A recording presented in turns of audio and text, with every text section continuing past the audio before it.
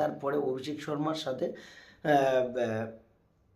পাঠিয়েছিল ইন্ডিয়া কোনো একটা বড় লম্বা স্কোর করার জন্য শিবম দুবেকে। শিবম দুবে আউট হয়ে গেছে, মানছি আউট হয়ে গেছে। ৭৭ রানে ফার্স্ট উইকেট এবং ৮৩ রানে সেকেন্ড উইকেট।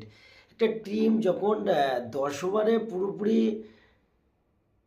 90+ স্কোর করে নেয়, সেই টিমটা অ্যাটলিস্ট কম হলেও 180+ স্কোর করে। কিন্তু ভাই কী ব্যর্থতা এটা একেবারে। সূর্যকুমার যাদবের ভাই ওই রানের কলটা না নিলে কী হতো? অভিষেক শর্মা তো অসাধারণ ব্যাট করছিল ভাই, তাকে রান আউট করানোর কী দরকার ছিল? কলটা ছিল তো সূর্যকুমার যাদবের।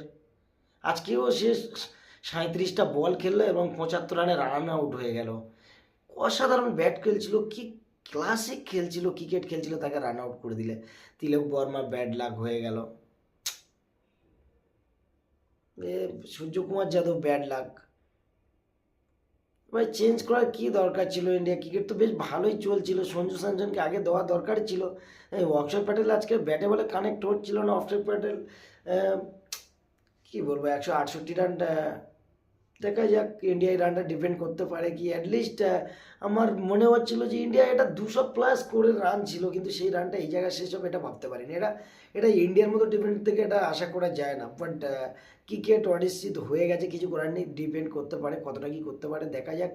আশা করি ইন্ডিয়া এই রানটা ডিফেন্ড করে মোটামুটি ফাইনালটা কনফার্ম করবে আমার যতটা ধারণা। বাট টেনশন করার কিছু নেই, ইন্ডিয়া জিতবে।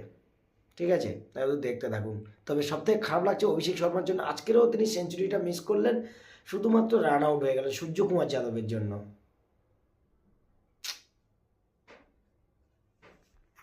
এটা মানতে হবে যে বাংলাদেশ অসাধারণ কামব্যাক করেছে। 12 ওভার পর থেকে তারা যে ক্রিকেটটা খেলেছে, ফিল্ডিং বলো, তাদের অ্যাপ্রোচ বলো, তাদের অ্যাবিলিটি বলো, পুরো সম্পূর্ণ প্ল্যানিং তাদের খেটে গেছে। অসাধারণ কামব্যাক করেছে Bangladesh. Thank you so much Bangladesh. Bangladesh যাই পারে করুক, অসাধারণ ক্রিকেট খেলেছে, তার জন্য থ্যাংক ইউ সো মাচ। কিন্তু ভাই দিন শেষে জিতবই আমরা, এটা কোনো কথা হবে না। বাট ভিডিওটা ভালো লাগলে এটা শেয়ার করে দেবে, আরও ক্রিকেটের আপডেট আসতে থাকবে।